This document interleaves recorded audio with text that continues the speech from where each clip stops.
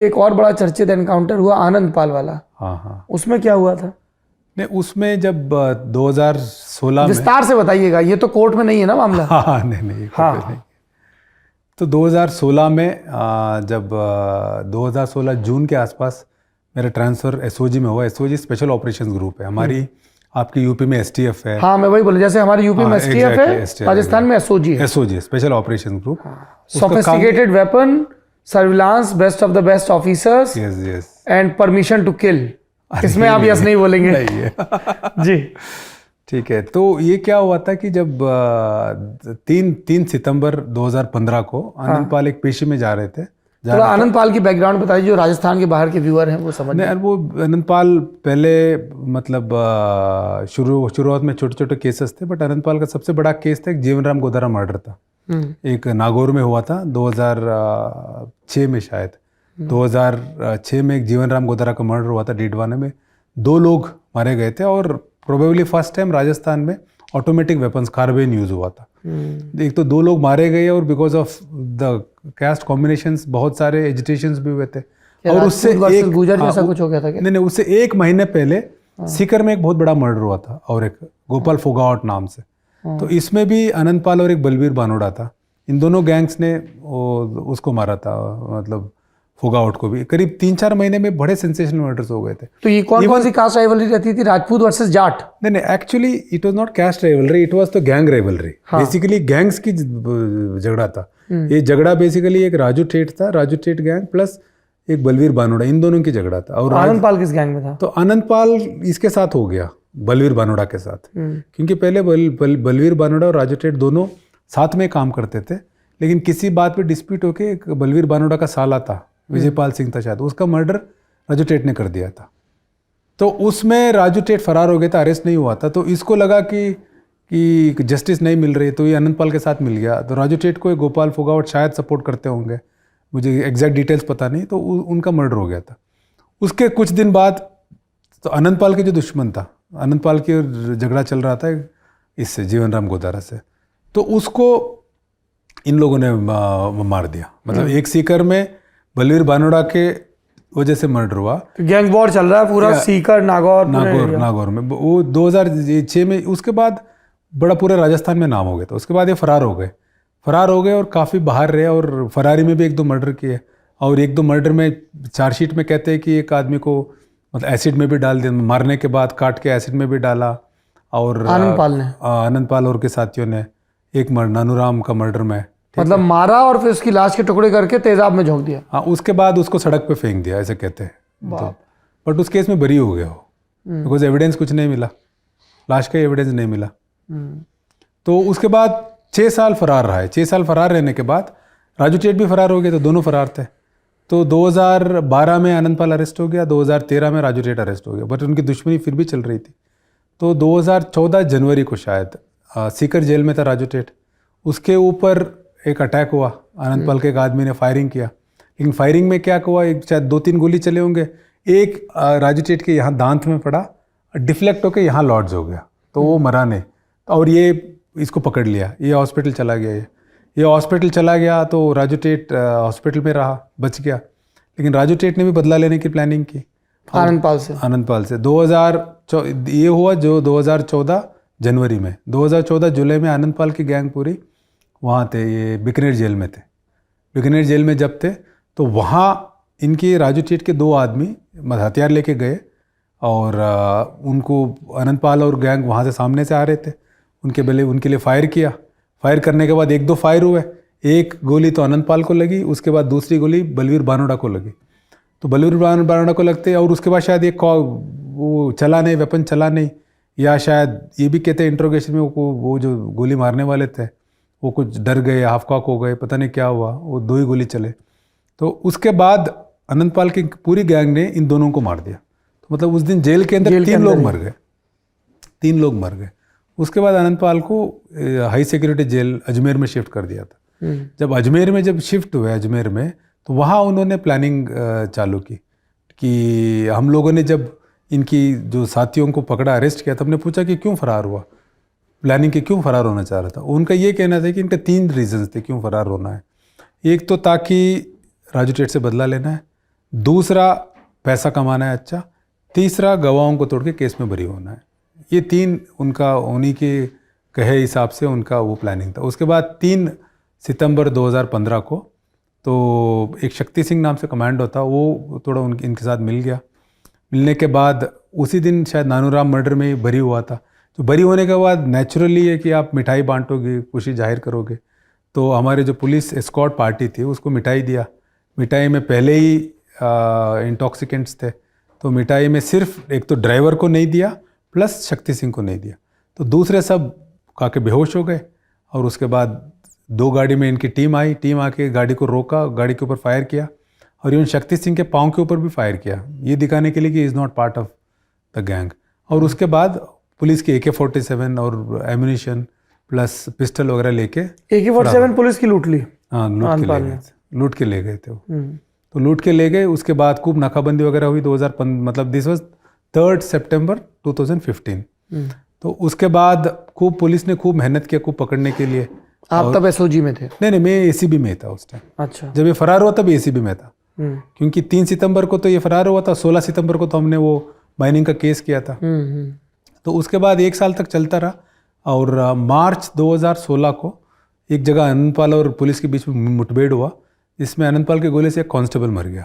हमारे कांस्टेबल की डेथ हो गई। AK-47 से फायरिंग हुई? हाँ, उसी पुलिस से लूटी 47 से। उसके बाद जुलाई 2016 में वापस एक शायद एक SHO था, उनको सूचना मिली है गैंग आ रही है। तो गैंग उस SHO के साथ भी मतलब फायरिंग हुई, SHO को भी गोली लगी, ऑलमोस्ट मरते मरते बच गया। तो ये चल ही रहा था, पुलिस पकड़ने के लिए कोशिश कर रही थी। जब भी पुलिस के सामने आए वो गोली चला देते थे, वो ये भी और गैंग भी। ये बड़ा जबकि रेयर है कि अपराधी का इतना हाथ खुला हो कि पुलिस पे भी लगातार फायरिंग करे। तो उसी टाइम में एक कांस्टेबल तो मर ही गया था, एक सब इंस्पेक्टर जस्ट बाल बच गया था। तो उसी टाइम में मेरा ट्रांसफ़र हुआ था वहाँ, मतलब उसमें गया था मैं, जब SOG में गया मैं। तो जब SOG में मैं गया था तो मेरा केस औरंगाबाद चल ही रहा था, मतलब चल ही रहा था, मेरे बेल पर ही था। तब आप डिस्चार्ज नहीं हुए? डिस्चार्ज भी नहीं हुआ था, मैं बेल पर ही था। तो हमारे हर 15 दिन में बॉम्बे जाते थे, कोर्ट जाते थे, अटेंड करते थे, आते थे। तो मेरे मन में ये भी आया था कि मेरा ऑलरेडी ये चल रहा है, तो इस तरह, क्योंकि अनंतपाल का पीछा करना वजह पैकेज इन द सेंस उसको पकड़ने जाएंगे 100% गोली चलेंगे, या तो हमारे आदमी मरेंगे, अगर हमारे आदमी नहीं मरेगा करेगा ही पुलिस वालों को, वो मरेगा। वो मरते ही इसकी फॉलोअर्स मतलब काफ़ी है, तो लॉ एंड ऑर्डर होगा, लॉ एंड ऑर्डर के CBI में जाएगा। तो केस CBI में जाएगा तो फॉलोअर इतने क्यों थे, मतलब अपराधी हो? फॉर सोशो पॉलिटिकल रीजन से, मतलब वो caste fault lines you can say, for whatever reasons, ठीक है। वो तो sociologist can answer this better, क्यों अपराधी जाति के नायक बन जाते हैं। जी हाँ, ठीक है। तो इससे पहले भी एक चतर सिंह एनकाउंटर हुआ था जैसलमेर में, तो उसमें भी क्या हुआ, उसमें भी वो केस CBI में चला गया था। तो इसीलिए हमें था कि ये तो पैकेज है, इस पैकेज के लिए भी मुझे भी रेडी होना है, मेरे टीम को भी रेडी करना है।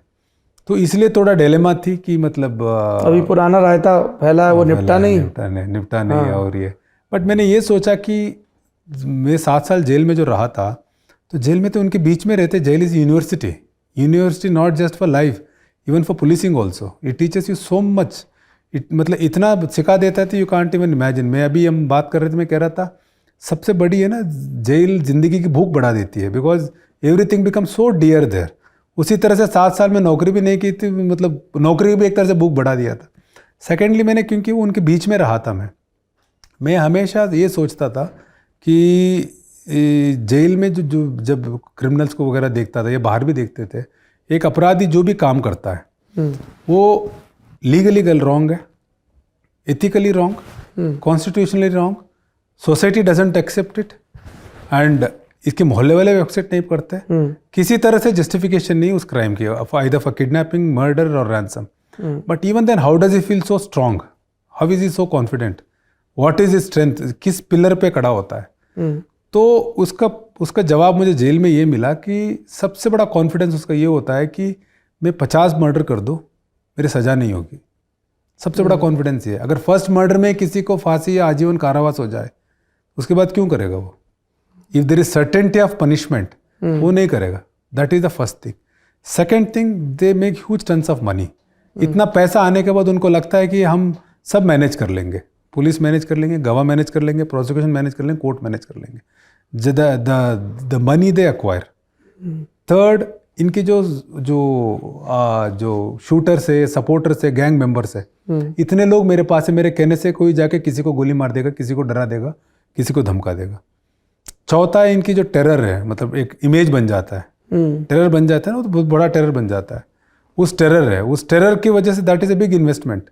उस टेरर से इनके सारे काम हो जाते हैं, उगाही, वसूली, हाँ, सब कुछ हो जाता है। मैं एक छोटा एग्जांपल बताना चाहता हूँ। हमारे वहाँ एक ऐसे अपराधी थे जिसने 24 मर्डर किया था। कौन? एक था वो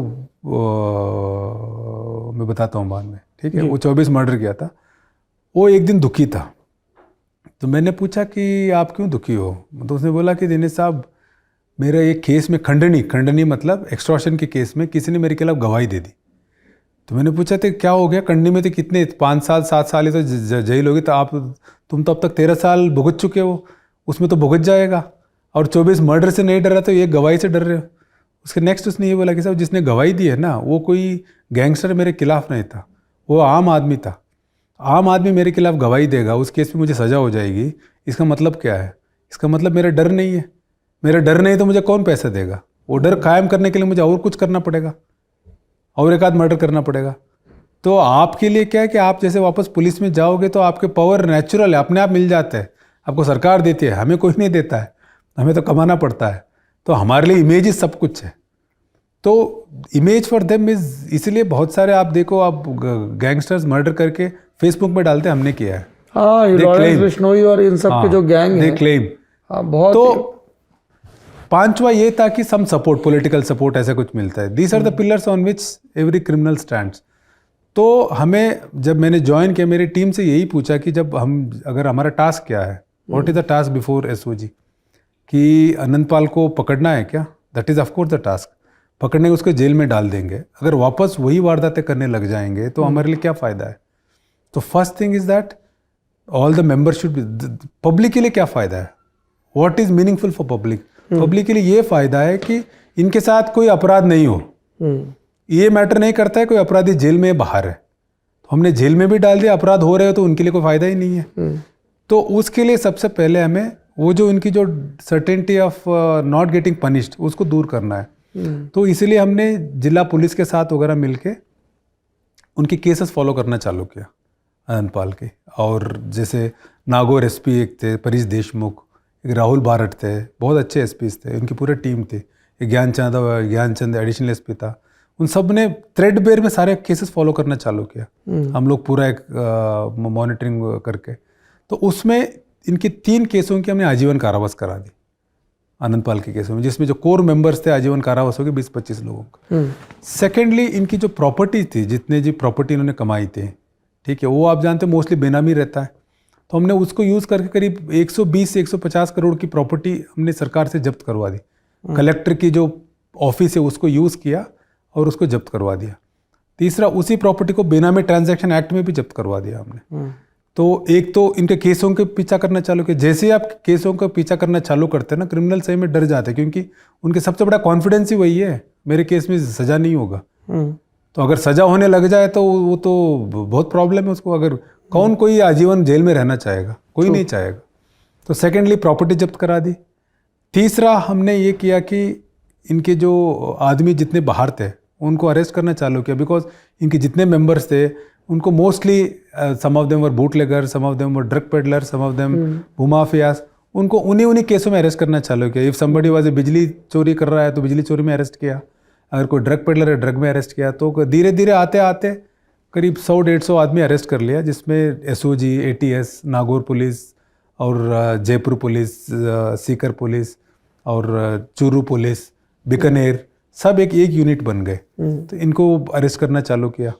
तो अरेस्ट करने के बाद अब बच गए, जैसे इनकी जमानत होती है, जैसे किसी की जमानत हो गई तो उसको हम we went to the high court. अगर सेशन कोर्ट में जमानत हो गई, हाई कोर्ट में गए, हाई कोर्ट में जमानत हो गई, सुप्रीम कोर्ट में गए। Hot pursuit basically, I can't say this, but is unleashed state against them. It is not just police.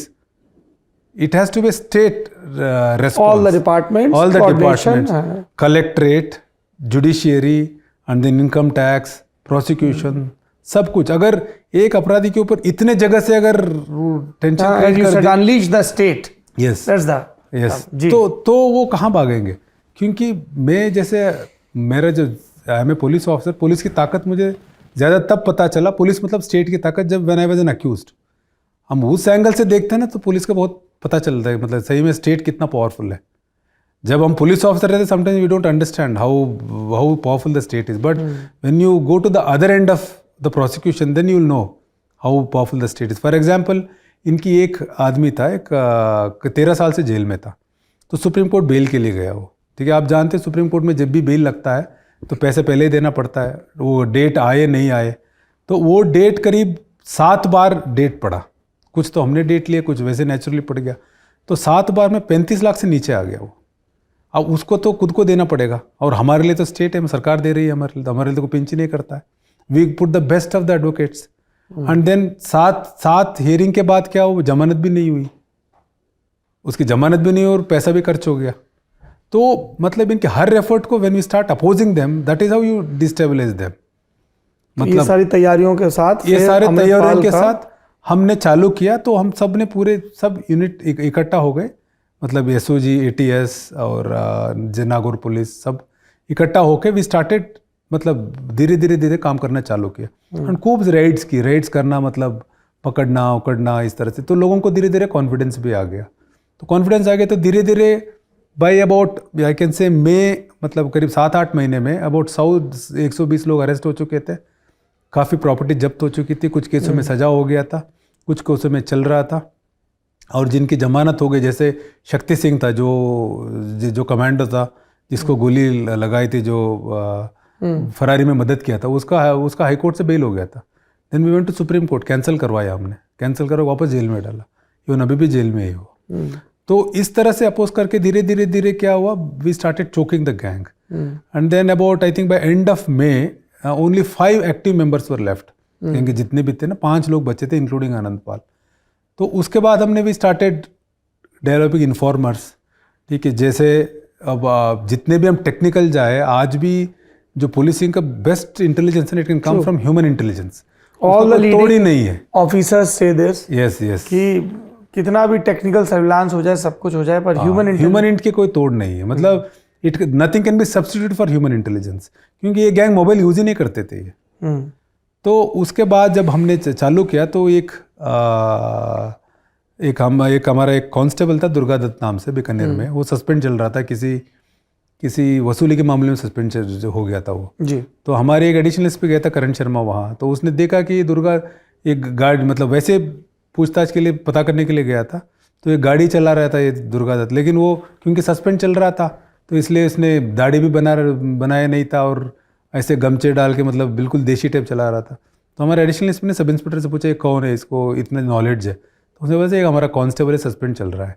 तो उसको हमने हमारे एसओजी में इंडक्ट कर लिया, रीइंस्टेट करा के, और उसको वहीं छोड़ दिया टू डेवलप द इन्फॉर्मेशन। तो उसने क्या धीरे धीरे एक इन्फॉर्मर को डेवलप कर दिया, वो had good knowledge about the gang. तो 12 जून को उस दुर्गा दत्त ने फ़ोन किया मुझे, ये कहते हुए कि साहब वो एक आदमी तैयार हो गया है। तो मैंने बोला कि ठीक है तुम बात करो। इसने कॉल किया था रात को करीब 1 बजे के आसपास। तो मैंने उसको बोला कि तुम बात करो उससे। तो वो कहता है कि साहब वो ये कह रहा है कि अरे एक सिपाही से क्या एश्योरेंस मिलेगा, मुझे उसके साथ सब तरह के एश्योरेंस चाहिए, उसको लाइफ थ्रेटन नहीं होगा, वो होगा। तब उसने बोला कि मैं आईजी साहब दिनेश साहब से बात करा देता हूँ। तो उसने ये बोला कि यार इतने रात को कौन कोई सिपाही आईजी से बात कर सकता है, मैं क्या गारंटी है कि दिनेश साहब से बात कराओगे तुम? तो हमारे दुर्गा दत्त ने मुझे बोला कि साहब इस तरह से बोल रहा है। तो मैंने उसको बोला कि तुम 2 मिनट रुको। ऐसे करके मैं रात को 1 बजे मेरी बेटी पढ़ रही थी शायद, तो उसको बोला मेरे यूनिफॉर्म का एक फ़ोटो है घर में, उसके सामने खड़ा होकर उसको बोला एक फ़ोटो खींचो। मेरी बेटी ने फ़ोटो खींचा, उस फोटो को मैंने भेजा उसको, दुर्गा दत्त को। अब उसको दिखाओ इतने रात को कौन इस तरह से फ़ोटो भेज सकता है, ये तो जेन्यून है। तो उसके बाद उसको कॉन्फिडेंस आ गया। Then I spoke to him, इसके कुछ इश्यूज थे, वी एश्योर्ड। उसके बाद ही gave us lot of information, पूरा इन्फॉर्मेशन दे दिया उसने। He was active member of that gang? मतलब यू कैन से शेल्टर करता था। He was not involved in any killings. He was not logistical support. Logistical support type था वो तो, मतलब कोई किलिंग विलिंग में नहीं था। मतलब he had information about the gang. तो मतलब कहीं टच हुआ था उस गैंग से। तो उसके बाद हमें ये पता चला कि ये लोग एक शेर सिंह नाम के व्यक्ति है सिरसा में, उसकी गांव है, उस गांव में ये लोग सुरेंद्र सिंह है शायद, मैं नाम भूल रहा हूँ मैं भी, शेरपुरा सुरेंद्र सिंह है शायद, शेरपुरा गांव है, सुरेंद्र सिंह है, उसके घर में एक हफ्ते में 10 दिन में एक बार जाते हैं। आनंदपाल नहीं जाता लेकिन दूसरे भाई जाते हैं। तो we somehow got the number of Surendra Singh, उसके सुरेंद्र सिंह के नंबर सुनने लगे हम। बट लकीली जैसे हम सुन रहे थे, लकीली क्या, वो सुरेंद्र सिंह किसी काम के लिए झुंझुनू आ गया, वो सिरसा से झुंझुनू आ गया। तो उसको हमने इंटरसेप्ट कर लिया, उससे पूछा तो उसने बताया, हाँ साहब आते ये लोग। हमने बोला कि तुम पकड़वाओ, बोला कि मैं पकड़वा देता हूँ मैं। लेकिन अब प्रॉब्लम क्या था, उसके साथ भी और भी 3 लोग थे। आप जैसे उनको छोड़ देंगे तो पता चल जाएगा सुरेंद्र सिंह उठ गया, और उसके बाद सब जगह बात फैल जाएगी तो हमारा ऑपरेशन फेल हो जाएगा। तो उन तीनों को हमने कन्विंस करके बोला कि तुम्हारे घर वालों को बोल दो कि हम अभी आ नहीं पाएंगे, ठीक है, और हम यहीं रुक गए कोई काम से। ऐसे करके उनको एक होटल में रुकवाया, उनकी मोबाइल हमने रख ली, उनको अच्छे खाने पीने के लिए व्यवस्था कर दी, और उनको बेसिकली बोला कि तुमको 2-3 दिन बाद छोड़ देंगे। एक तरह से उनको राजी करके बंधक बना लिया एक तरह से। तो उसके बाद सुरेंद्र सिंह को ले गए। हमारे जो टीम थी, हमारे जो टीम के जो एक्टिव मेंबर्स थे, विद्या प्रकाश DYSP, सूर्यवीर सिंह है, प्लस सोहन सिंह कांस्टेबल वगैरह, 3-4 लोग सुरेंद्र सिंह के साथ जाके, उसके घर में क्या है, नीचे फैमिली रहती है, ऊपर उसने एक हॉल बना रखा था, एक रूम बना रखा था। और उसका जनरली ये है कि वो कभी बदमाशों को मतलब रखता है, क्योंकि उसका कुछ डिस्प्यूट था। उसको ये था कि ही वुड इन्वेस्ट इन, मतलब बदमाश इन द सेंस कभी काम आएंगे, मेरा डिस्प्यूट में कभी काम आएंगे ऐसे। तो इसने क्या किया, इसने इनको भी ले जाके वहाँ रोक दिया। तो हमारा ये था कि probability wise if you stay for 10 days और 15 days without revealing our identity, the chances are that one of the members can come here and then we can intercept and then we can get the location. तो वहाँ गए, वहाँ जाने के बाद तीसरे दिन हम लोग बहुत नंबर सुन रहे थे। तो एक नंबर में एक कॉल आया जिसको हमारे एक एडिशनल SP संजीव भटनागर नाम से। तो संजीव भटनागर आपको उनको देखोगे ना, मतलब ही इज़ ए टिपिकल, मतलब अनलाइकली पुलिसमैन, मतलब ही मस्ट बी उस समय में 55 ईयर्स ओल्ड होंगे, मतलब full of diabetes, BP bypass हो रखा था, बाल आधे झड़े हुए थे, और जो बाल है भी वो भी पूरे सफ़ेद थे, ठीक है। बट चलता भी ऐसे लगता है कि ये कोई डोकरा है, कोई प्रोफेसर चल रहा है, मतलब पुलिस जैसे लगता ही नहीं है।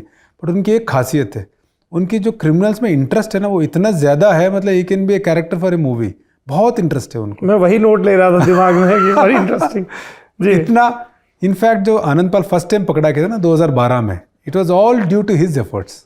इन्होंने पकड़ा था, इन्होंने नंबर निकाला था, इन्होंने मतलब टेक्निकल सर्वेलेंस मतलब धुनी टाइप है।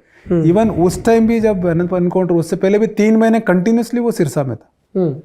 उनको एक बार ये इन्फॉर्मेशन मिला कि आनंदपाल की जो गैंग है सैटरडे सिरसा में मूवी देखने जाते हैं।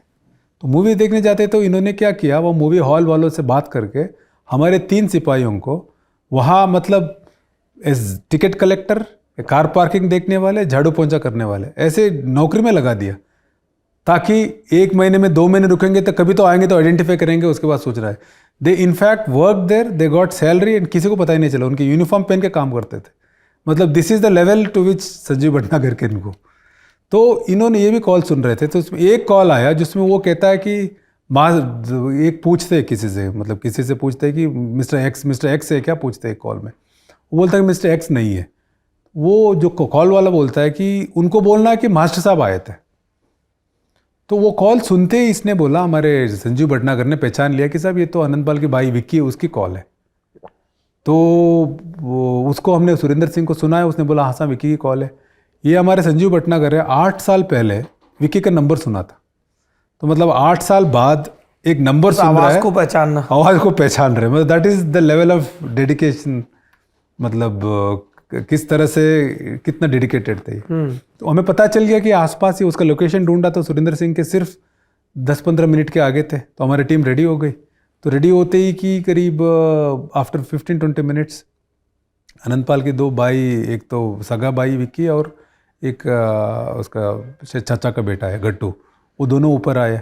धीरे से मोटरसाइकिल की आवाज़ आई, और उसके लिए अलग रैंप है, वो जो मकान के ऊपर चढ़ने के अलग रैंप है, रैंप पे चढ़ के ऊपर आए। ऊपर आने के बाद, क्योंकि इसके घर में कभी बदमाश रहते ही, तो उनको भी लगा कि हमारे पुलिस वाले भी थे, उनको लगा कि शायद ये भी ऐसे बदमाश होंगे। तो एक गट्टू तो रूम में चला गया, और ये जो विक्की है ये जाके वॉश बेसिन में मुंह धोने लग गया। तो पीछे से विद्या प्रकाश आए, विद्या प्रकाश आके उनसे पूछा कि विक्की कैसे हो। उसको देख के पहचान लिया उसको। तुरंत उसने चिल्लाया कि गट्टू को, अरे गट्टू हथियार निकाल गोली चलाओ। लेकिन वहाँ ऑलरेडी उसको काबू कर लिया और इसको भी काबू कर लिया। और इसको काबू करने के बाद हमने एक सेफ हाउस बना रखा था वहीं नज़दीक, वहाँ जाके पूछताछ करेंगे, इनसे निकालेंगे इन्फॉर्मेशन। बट थोड़ा सख्ती करने से इन दोनों ने बोल दिया कि हमें क्यों आप परेशान कर रहे हो, आपको जो चाहिए उसका लोकेशन हम देते हैं। तो उनका लोकेशन दे दिया इन लोगों ने, आनंदपाल का लोकेशन, कि मालासर एक गाँव है और श्रवण सिंह के घर में छुपा हुआ है। तो जैसे ही उन्होंने बोल दिया कि उस टाइम हमने क्या, हमारे अलग अलग प्लान चलते थे क्योंकि we made lot of efforts. एक करण और एक हमारा प्लान भी चल रहा था, उसके लिए करण शर्मा नाम से एक एडिशनल एसपी है, वो उसी दिन लंदन से आए थे अपने भाई से मिलके। उनको मैंने घर बुला के उनको समझाया था तुम्हें वहाँ जाना है, और वो एक टीम लेके जा रहे थे। लकीली वो उसके आसपास ही थे। तो जैसे ही मकान की डिस्क्रिप्शन दिया तो उन्होंने वो वहाँ उन दोनों को उठाया करीब 6-6:15 बजे के आसपास शाम को। वहाँ से 24 जून की बात है, वहाँ से यहाँ तक आने में लगता है करीब नॉर्मल कोर्स में 3-3.5 घंटे लगते हैं, बल्कि हमारे वाले बहुत जल्दी मतलब फास्ट निकल गए वहाँ से। तो इन्होंने घर थोड़ा बहुत आइडेंटिफाई कर लिया। आइडेंटिफाई करके उसके जो घर के आसपास थोड़ा अंधेरा हो गया था, अंधेरा आसपास मतलब नज़दीक नहीं, थोड़ा दूर दूर थोड़ा एक थोड़ा पेरीमीटर बना के आदमी लगा दिया, घेरा डाल दी। लेकिन हमें गारंटी नहीं था वही मकान है, इसलिए हम अंदर गए नहीं। और जब वहाँ से आ रहे थे तो गट्टू ने पहले ही बोला था कि सर भाई सरेंडर नहीं करेगा, आप तैयार है ना, वो मरने मारने की उतारू हो रहा भाई, तो आप है ना वो मत करना, हल्के से मत लेना, कि आप पूरी तैयारी के साथ जाना। तो उसके बाद यहाँ से टीम मतलब करण वहीं इंतज़ार कर रहा था, वहाँ से भी टीम आ गई। उसके बाद मैंने एसपी को, वहाँ जो लोकल एसपी थे चूरू एसपी, उनको भी मैंने मैसेज किया कि उनको बोला कि आप आ जाओ, आप बट डोंट पूरा जाब्ता मत लेके आना, मतलब वो क्योंकि पुलिस लाइन में बोलते ही क्या होता है कि वो एसपी साहब जाब्ता बुला रहे हैं, एसपी साहब जाब्ता बुला रहे हैं, मतलब कोई बड़ा होने वाला है। बड़ा उस टाइम तो आनंदपाल के लिए कोई बड़ा था ही नहीं।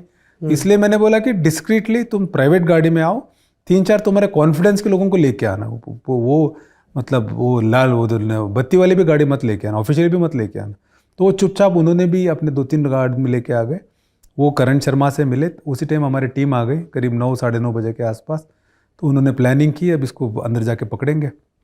जैसे घर एंटर करने गए, एंटर करने के लिए एक जीप का सहारा लिया इन लोगों ने। एक ड्राइवर था प्रदीप नाम से, उसको वो बुलेट प्रूफ जैकेट पहना दी। वो जीप आगे घर तक ले गए, पीछे इस आड़ में गए। तो उस टाइम ऊपर शायद था आनंदपाल, उसको पता चल गया, उसने ऊपर से एक गोली चला दी। ऊपर से गोली चलाते लग गया कि अभी तक किसी ने देखा नहीं था, लेकिन उस गोली से लग गया कि शायद यही है, आनंदपाल ही है। तो जैसे ही उसके बाद अंदर गए, अंदर जाने के बाद परिवार मिल गए, परिवार वगैरह, उन्होंने थोड़ा हल्ला किया, आप क्यों कर रहे हो, क्या कर रहे हो। तो उनको समझा के उनको एक कमरे में बंद कर दिया। तो ऊपर जब गए, ऊपर में क्या एक जीना मतलब स्टेप्स के ऊपर चढ़ के, उसके बाद मतलब ऊपर में 2 कमरे बने हुए, हमारे वाले स्टेप्स पे थे वो 2 कमरे में, एक कमरे में वो हथियार के साथ था। तो उसके बाद खूब सरेंडर करने के लिए बोला, और जैसे वो नज़दीक जाए तो वो फायरिंग करने लग गया। सोफिस्टिकेटेड वेपन से फायरिंग की, सेम हमारी AK-47 पुलिस जो लूटा हुआ AK-47 था ना। उसके बाद को 45 मिनट्स तक चला फायरिंग। तो उस फायरिंग में he was alone in the, नहीं, ही वाज अलोन। और फायरिंग में हमारे वालों ने भी फायरिंग किया। हमारे भाई सोहन सिंह कांस्टेबल था, अच्छा कमांडो था और अच्छे ट्रेनिंग, हमारे जो कमांडो ट्रेनिंग है हमारे राजस्थान की पुलिस फोर्स की commando training is very good, is one of the best. Competitions में कभी कभी NSG को भी हरा देते हैं लोग। अच्छा जी, हाँ, इतना अच्छा। हमारे एक दलबीर सिंह नाम से एक जनरल साहब है, he is a general, I think lieutenant general और major general retired. He trains our men. He has worked in Sri Lanka, उसमें IPKF में गए थे, एंड कश्मीर में भी काम किया है। मतलब वो इतने अमेजिंग आदमी है, मतलब he is like God of training. मतलब हम सब उनके मतलब पाँव छू के आशीर्वाद लेते, इतने अच्छे हैं वो ट्रेनिंग देते हैं वो, मतलब he is amazing, he is very good. तो उनकी ट्रेनिंग पूरा अच्छा ट्रेनिंग दिया था इनको कि कैसे किस तरह से होता है। उसने मतलब खूब 45 मिनट्स तक तो चला। उसके बाद सडनली फायरिंग बंद हो गया आनंदपाल की तरफ से। तब हमारा सोहन सिंह सामने ही था। तो सोहन सिंह कहता है कि इसकी जो वो भरने की आवाज़ आई, मतलब मैगजीन भरने की, मतलब वापस मैगजीन भरने की। तो उसके बाद उसने जब वो से जो दौड़ के आने लगा तो उस टाइम इनको पता लग गया कि दौड़ के आ रहा है, तो उस फायरिंग करके आया। तो इन्होंने भी फायरिंग चालू कर दी। और एक सामने से एक कमरा था, वहाँ भी हमारे 2, एक कैलाश और एक कोई कांस्टेबल था, धर्मवीर था शायद, उन्होंने भी फायरिंग चालू कर दी। तो उसमें उसको लग गया कि उस फायरिंग में एक गोली सोहन सिंह को भी लग गया। एंड देन आनंदपाल का तो वहीं डेथ हो गया। उसके बाद सोहन सिंह को हॉस्पिटल ले गए एंड बहुत मुश्किल से बचाया। एंड देन मेदांता में करीब 4 मंथ्स उसको रहना पड़ा। आज भी उसकी कंडीशन पूरी नॉर्मल नहीं हुई है। आज भी जो सोहन सिंह है चलने में प्रॉब्लम है, या some issues with urination, some issues with मतलब sensation in the hind legs, पीछे कहाँ लगी थी गोली? गोली इसको यहाँ लगी, स्पाइन को टच कर दिया था शायद।